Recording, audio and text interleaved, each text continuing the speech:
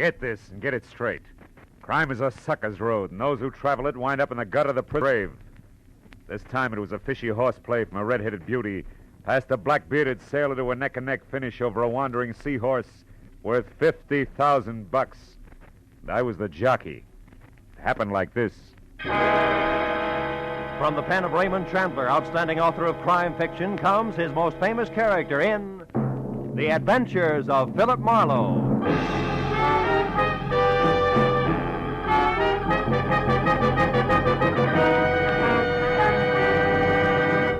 Now, with Gerald Moore, starred as Philip Marlowe, we bring you tonight's exciting story, The Seahorse Jockey.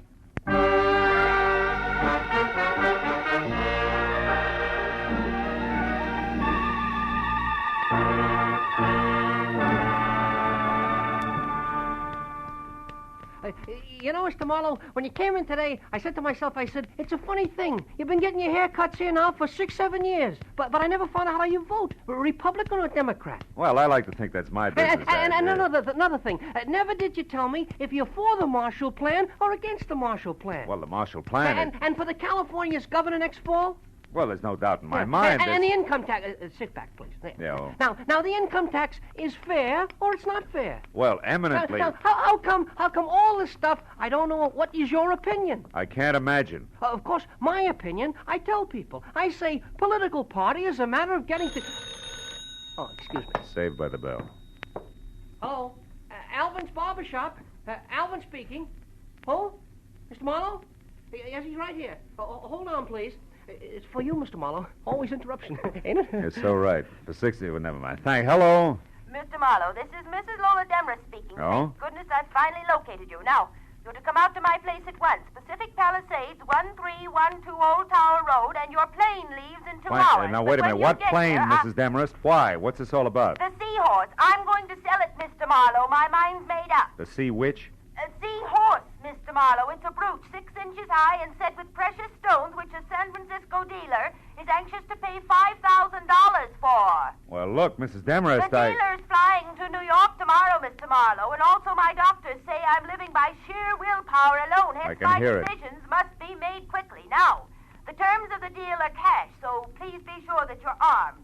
And the money will be returned here to my stepdaughter, Jillian Demarest, unfortunately. Oh, you don't approve, huh? No. However, I'll abide by my late husband's wishes. Jillian is to be provided for. Now, no more questions, sir. Just hurry. You'll be paid handsomely, and when you get here, Mr. Marlowe, use the back porch. I'll be in my bedroom. The other doors are locked. You're alone, Mrs. Demarest? No servants? I'm merely sick, Mr. Marlowe, not dead. And since I've just fired Elmer Paris, who was called a lawyer, but it was actually more of a baboon, we'll be able to talk. Now, hurry, Mr. Marlowe. Please be punctual. My new lawyer is due here at 4:30. I'll finish up and be ready for you at exactly 5. Is that clear? I've got one question. Were you ever a barber? Goodbye, sir. Well, Alvin, it looks like we'll have to skip that shave. Oh, that's too bad, Mr. Marlowe. Like I said, I'm anxious to get your opinions. Opinions are important, huh? Important, you know. Oh, sure, Al, sure. Yeah, I mean, the way I look at it, Mr. Marlowe... Alvin! Yes, Mr. Marlowe? Wipe the lather off. Your chin, not mine.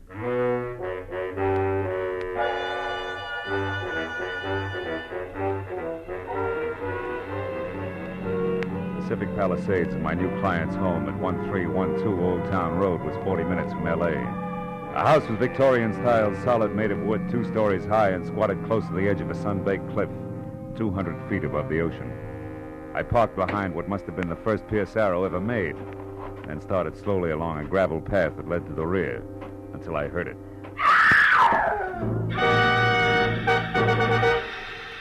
Inside, I found an old woman whom I figured to be my client, leaning against the half-open kitchen door, sobbing and clenching at the gingham apron she wore like it would keep her from screaming again. Mrs. Demarest, get hold of yourself. What happened?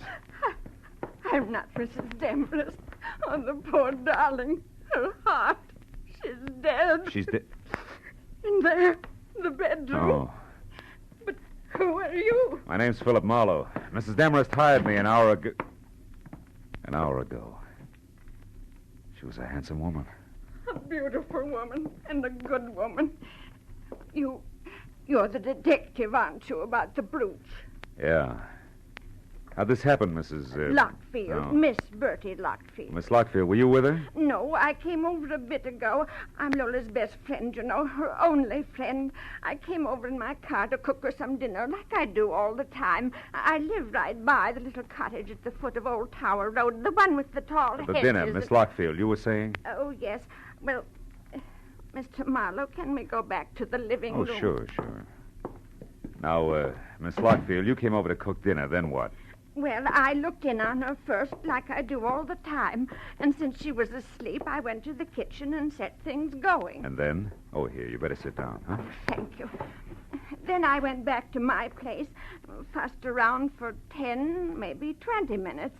Then I came here again and found what we just saw. That pillow clenched in one hand like she'd wanted to hold All right. Take it easy, Miss Lockfield. Try to hold on, huh? Now, tell me, you didn't happen to see anything of the new lawyer around, did you? New lawyer? Why, Lola didn't mention a new lawyer. He was due here today? Yeah, a half hour ago. Might help if we knew his name. Why, Mr. Marlowe? Mr. Marlowe? Surely you don't think there was, well, foul play? I don't know, Miss Lockfield. But for one thing, the position of the pillow seems kind of cockeyed to me. Yes, but who on earth would want to... Oh, no, not Jillian. It couldn't be. Mrs. Demarest was quite clear about Jillian. Jillian hated Lola, Mr. Marlowe, but Jillian isn't a killer. Yeah, well, maybe nobody's been killed. But tell me, Miss Lockfield, did this stepdaughter, this Jillian, know that she was getting the money from the brooch? Oh, no, I doubt it very much. Although she did know that Lola had it, of course, And what? and that Lola's money was dwindling, Mr. Marlowe, and that she was selling her possessions one by one. Uh-huh. And therefore, Jillian might think that the seahorse brooch was hers by right of inheritance, huh? Yes. Yeah.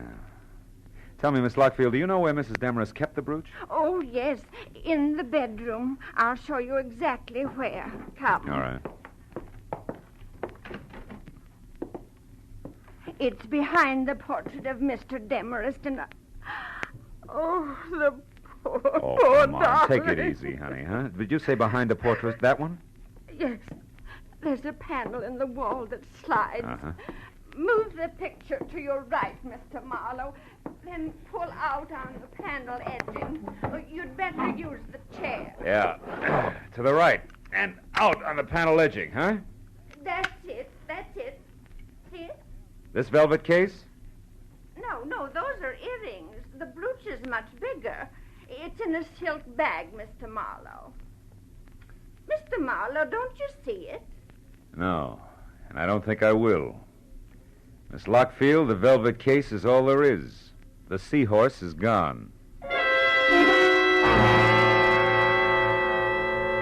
I called the law and reported both the theft of the brooch and the death of Mrs. Demarest while Bertie Lockfield prompted over my shoulder. After that, I started through the place looking for anything that could possibly give me a lead on the wandering seahorse. 15 minutes later, all I could show for my effort was a telephone number, Surfside 10229. It meant nothing to me except that it was written on a sheet of brown roll-your-own cigarette paper. When I dialed the number and got no answer, I dropped the paper into my pocket. I told Miss Lockfield to wait for the police and headed for town in the first public phone booth. I started through the local classified directory looking for a lawyer named Elmer Paris. When I didn't find him, I figured he could be somebody's junior partner. So I began at the top. I scored on my seventh nickel. Calder, Kramer, and McDuff. It was the anchorman who answered. Elmer Paris? Yes, we employ a lawyer by that name. One who was fired by Mrs. Lola Demarest early today, Mr. One McDuff? who ceased working for Mrs. Lola Demarest early today. All right, objection sustained. Tell me, where can I get in touch with Mr. Paris? At his desk here in the office where he's been all day. Your reason for asking, sir? The answer you just gave me.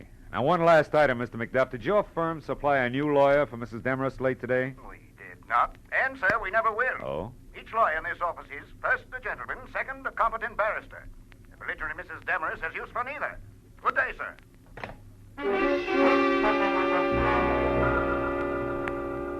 With that, I checked Elmer Paris off my list and went back to the phone book. Jillian Demarest, my late client's stepdaughter, was listed at number 111 Los Amigos Terrace, which a map on the back of the book showed to be just off Sunset Boulevard in Hollywood.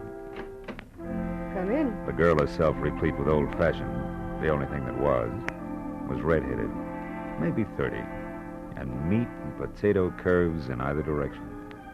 From a waistline that was strictly rye crisp over lettuce leaves. Sit down. What's your problem? Well, I got some bad news, Miss Demarest. Don't tell me.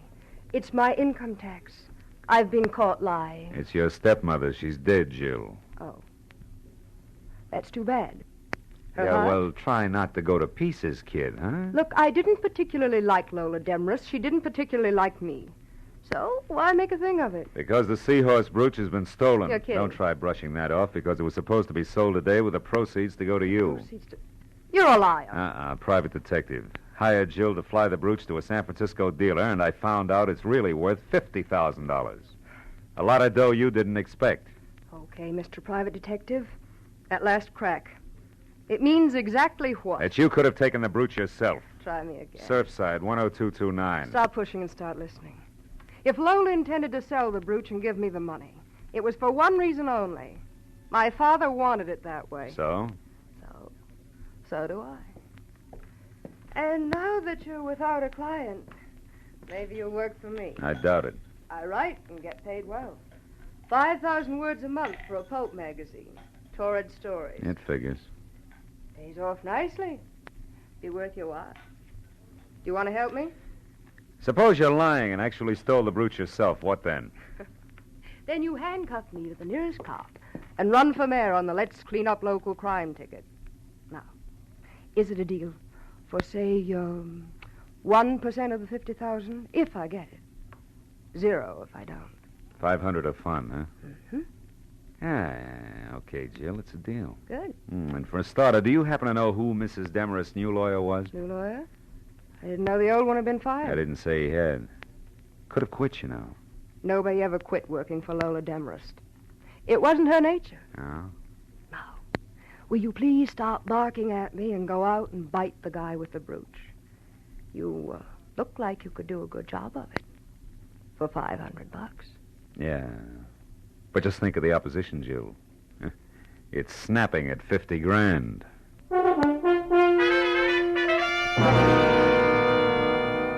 I drove back to the foot of Old Tower Road in the smothered and ivy cottage labeled Miss Bertie Lockfield. I started for the front door, but only got halfway. That'll do nicely. Right where you are. Oh, fine. You're a friend of Bertie Lockfield's or a relative, which? A nephew, why? Because, nephew, Aunt Bertie's not home, and I want someone responsible to leave a message with. So you go looking for him with a gun, huh? Now listen, baby, Shut up and try to remember this. Tell your aunt that the new lawyer Mrs. Demarest hired will be in touch with her. Does that make any sense to you? No. But maybe if I knew his name, it would. I doubt it. And now, nephew, without any fuss, let me have your car. Hey, now, wait a minute. Come on. You'll find your car a block away from here where I left mine. Give? No. Happy motoring. Thank you, nephew. And don't forget the message. She backed away, got into my car, and started it without once taking her dead, fish-cold gray eyes off me. When she jerked away from the curb, it was too late for me to do anything but swear and start walking to my car. It was where she said it would be, so I got in and sulked as far as the first public telephone. It was time to try Surfside 10229 again.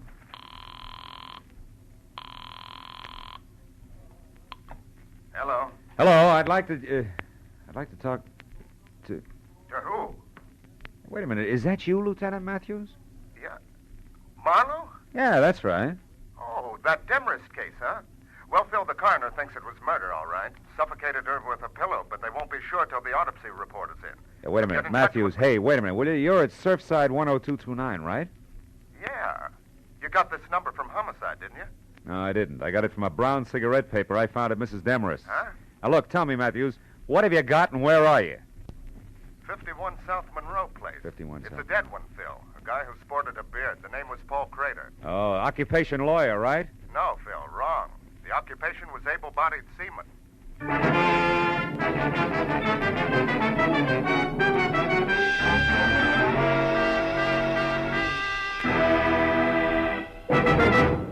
In just a moment, the second act of Philip Marlowe. But first, Dr. Christian's latest patient comes up with a new problem for the kindly small-town physician this Wednesday, and it's the case of a man who's about to be evicted from the place to which he's come home to die.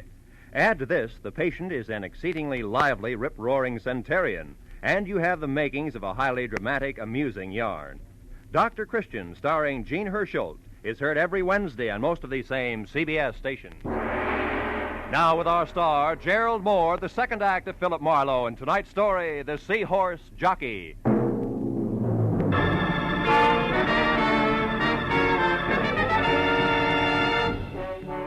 I was 30 minutes getting out to the address Matthews had given me. The neighborhood around Surfside looked like it had been pushed together from scraps that had washed in from the sea. And number 51 Monroe Place was no improvement. It was a corroded little frame house surrounded by a picket fence with most of its front teeth missing. I parked in the red glare from the squad car's spotlight, and as I walked past the sagging gate, I could hear Matthews inside. Oh, hello, Marlowe. Come on in. But don't fall over the late Mr. Paul Crater there. Oh, that's him, huh? Doesn't look much like a sailor to me, Matthews, in spite of his whiskers. What do you expect, bell-bottom trousers? All right, all right. Those guys wear suits when they're ashore like anyone else. He was shot twice, Phil. Once in the stomach, once in the chest. Dropped right here in front of the door, huh? Yeah. The way it looked, somebody came up and knocked, and when Crater opened the door, they let him have it. Got a line on him? Well, he was a nice, quiet guy, apparently. Uh-huh. Lived here with his sister, Helen. As far as we know, they got along fine. We're still trying to locate her. He worked around here someplace, but we don't know where yet. But what about that Demarest business? Oh, that. Well, Oh, wait a minute. Oh, okay. Matthews. Yeah, Mooney. I see. Jug Nolan. As in J-U-G? Yeah. Uh-huh. He is? No, you come on back. I'll check him later, personally. Well, Phil, that answers one question anyway. Crater here worked out of a boatyard on Front Street. Now, what was that Nolan, J-U-G, about? Jug Nolan. He's the bird who runs the shipyard. Oh. Mooney says he's a genuine old sea dog from roll your owns to Wait a kettle... minute. Did you say roll your own? Yeah. Matthews, how about letting me talk to this Nolan before you and the boys move in? Why? I'd like to check the color of his cigarette papers, and I'll let you know. Well, okay, Marlowe. Only keep your chin in. Maybe Nolan doesn't know anything about what happened to Crater here. Unless he pulled the trigger, huh? I drove through the thick smell of seaweed and dead fish that was Front Street for 10 blocks before I found a battered sign that read Nolan's, dangled over the door to a shanty of an office behind which a tangle of crooked masts stuck up like jackstraws out of a jam of crusty hulks.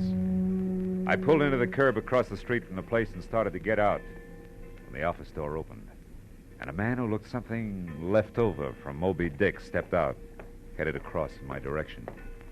As he passed in front of my car, I got a good look at the butt of the homemade cigarette, drooping over a jaw as heavy as the end of an anchor. It was rolled with brown paper. Odds on it had to be Jug Nolan. When he swung on down the street and finally went into a bar, I followed. Hey, sweet.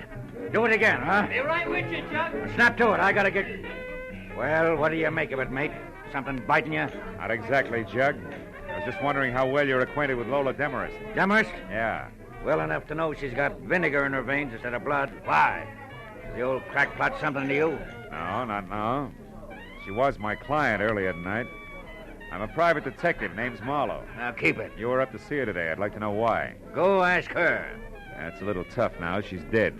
Yeah? Well, better late than never, mate. Miss her, do you? I can stand the strain. What was your business with her? Boats. Sure it wasn't seahorses? Don't talk bills to me, mate. I said boats. 2 rusty, rotten scows covered with barnacles enough to sink 'em in another week. But to hear that old gal talk, you think each one was the Queen Mary. Hey, Swede! Yeah? Pour me that drink. Okay, Jug. Here, what's yours, mister? Scotch, Johnny Walker. Take them both out of this. No, you don't.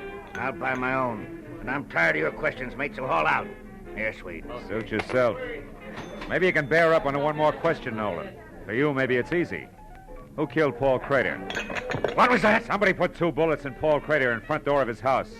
I just came from there. Paul, dead. If you're lying to me, mate, I'll tear you in two. Get your hands off, Jug. Why would I lie? The cops know who did it. Not yet, but they will. I'll find out about this and in a hurry. Slow down, Nolan. There's no rush. Brady's going to be dead a long time. I want to ask you. Get out of my way. Now, look, Nolan, I said I wanted to... Never mind. Okay, Commodore, help yourself. Nolan's ponderous right fist was cocked when I changed my mind, but that wasn't what did it. Over his shoulder, I'd spotted a familiar face. Detective Lieutenant Matthews leaning at the end of the bar and studying his thumbnail intently. As Jug stamped past him and out the door, Matthews jerked the intriguing thumb at a thin, sandy man working a pinball machine, who suddenly lost all interest in the game and left abruptly. Then Matthews sidled down the bar toward me. Sorry to step on your heels there, Bill, but we found out that Nolan has 2 judgments against him for assault. Got a very dangerous temper, it seems. Well, you saved me a split lip. Did you hear all of it? Enough to convince me that Jug Nolan didn't do it, but we'll tag him just to play safe. Oh. Chances are he's heading for Crater's house now, which should just give me a good chance to go to his place and look around. Uh-huh. I'll see you, Marlowe. Yeah, so long, Matthews. Something else for you, mister? No, thanks, Swede. Unless you can tell me why so many Surfside sailors grow Van Dykes. Ha, I wondered myself. Maybe it's to hide those dirty collars. I don't know. Hey, that's sweet. Couldn't stand the city gas. Hey, here's one with a beaver now, mister. Why don't you ask him? Oh, it's not that Now, important. come on, let's go, sweet. Set me up some rye whiskey. Okay, huh? all right. Say, Dusek, this fella here wants to know why you sailors grow those chin whiskers. Yeah? Skipper, I'll tell you. A sailor's got to have something to do while he's away to spare time at sea that don't take up too much space. Yeah, well, I guess it beats bike racing. I'll see you, Dusek. Hey, wait, I want what? to tell you. I went to town today looking for nothing but a change of scene and a chubby blondish Edward, see? And what happened? Yeah, well, that's fine. Some gal takes a look at my bed and thinks I'm a college professor doing research. I couldn't thaw out with a blowtorch. Yes, the well, next one runs for life because she takes me for a judge. And after that, I'm judge? just getting around Hey, to wait a asking- minute. Hold it, Dusek. Huh? Did you say judge? What's up, Skipper? You losing your rudder? Just the opposite. You've given me an idea that'll work. Yeah, and what? 2 murders, a beautiful sneer, and a missing seahorse. Ah. It's wild, but it's beginning to make some sense. So long, sailor.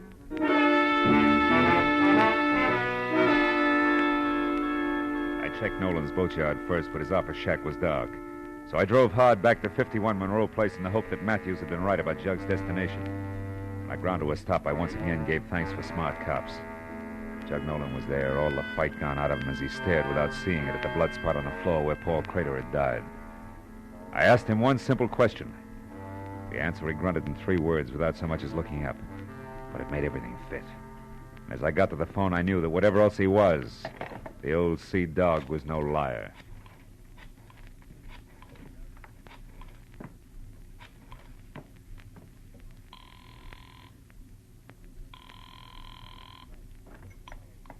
Hello? It's Marlowe, Jill.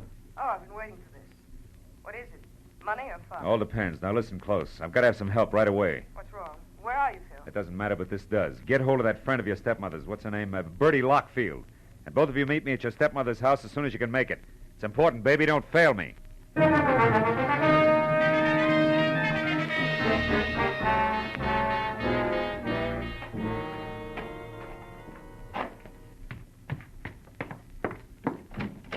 Marlowe, what took you so long? Well, yes, I understand you wanted our help in a big hurry. We rushed madly over I'm here. sorry it took longer to get here than I figured. What do you want us to do, Phil? Catch a thief and a killer? You see, I'm positive now that whoever got away with that jeweled seahorse also held that pillar over Mrs. Demarest's face until she died, then went on to kill Paul Crater in Surfside. 2 murders? Killers have that advantage, baby. For 1 murder or a dozen, the price is the same. Well, I don't understand, Marlowe. Does the second murder have something to do with my stepmother's death? They follow like links in a chain, Jill. Lola Demarest called me at 4. She was expecting our new lorry at 4:30. When I got here at 5, she was dead and the jeweled seahorse was gone. However, the circumstances indicated that somebody who knew her had done the work. Then you don't think the new lawyer was the one No, who... but I do think the new lawyer came in, just as I did later, through the open back door. Stood right over there and overheard the entire business. Can you prove all this, Marlowe? Not yet. But if you found that new lawyer, you could. Right. That new lawyer's going to turn up soon, and when she does, we'll have something She? more. Yeah, she, Bertie. Lola Demarest's new lawyer is a woman. A woman? The distinguished man in suit and Van Dyke that you shot and killed in Surfside was the lady lawyer's brother, a seaman. You mean Bertie here? Yeah, Jill. The new lawyer who witnessed the whole thing decided to move in on it. Right, Bertie? But it was blackmail. I got a note in my mailbox from a lawyer named Crater accusing me and demanding money. And since you were already in so deep, you figured another murder wouldn't matter. You got the lawyer's Surfside address some way and went there. And that's where you stumbled, Bertie, over a suit of clothes and a beard. Bertie, You were Lola's best friend. You'll never understand, you fool.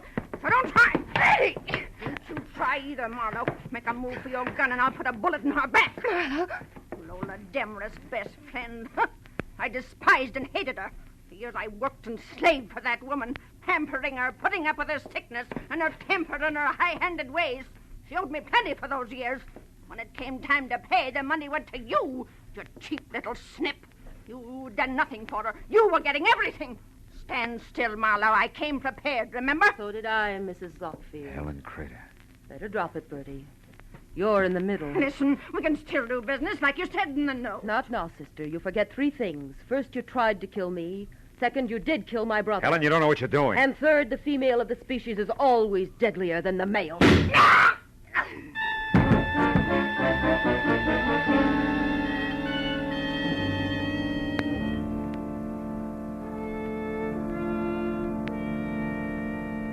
Well, Matthews, that's about it. Yeah. What do you think will happen to Helen Crater? That's one I don't have to figure out.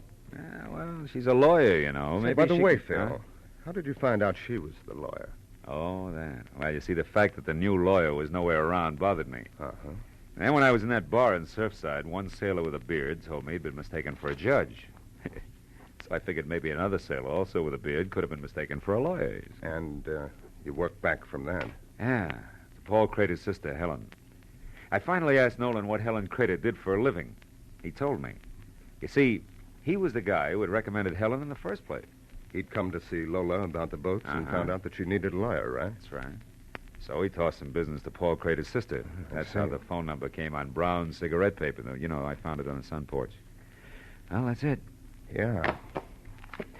Well, you gonna get some coffee? No, thanks, Matthews. I'm quite tired. Oh, I think I'll go home.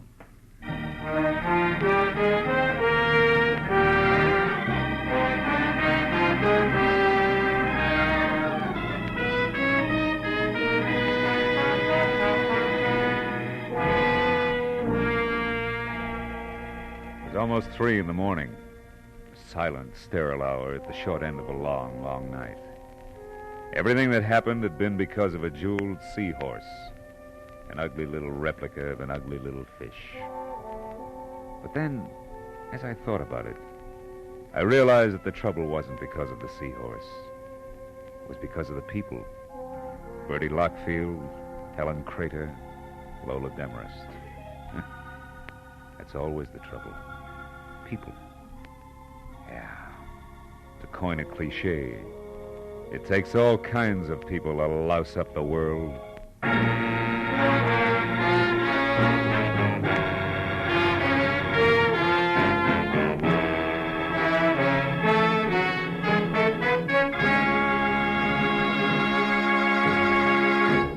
The Adventures of Philip Marlowe, bringing you Raymond Chandler's most famous character, star Gerald Moore, are produced and written by Norman MacDonald and written for radio by Robert Mitchell and Gene Levitt. Featured in the cast were Stan Waxman, Ann Morrison, Ruth Parrott, Eileen Prince, Ed Begley, John Stevenson, and Bob Sweeney. The special music is composed and conducted by Richard Arant. Be sure and be with us again next week when Philip Marlowe says... This time all I had to go on was a postmark, but that was plenty. It led me to a knife between a pair of shoulders, a woman with a second-hand face, and a corpse by a water wheel.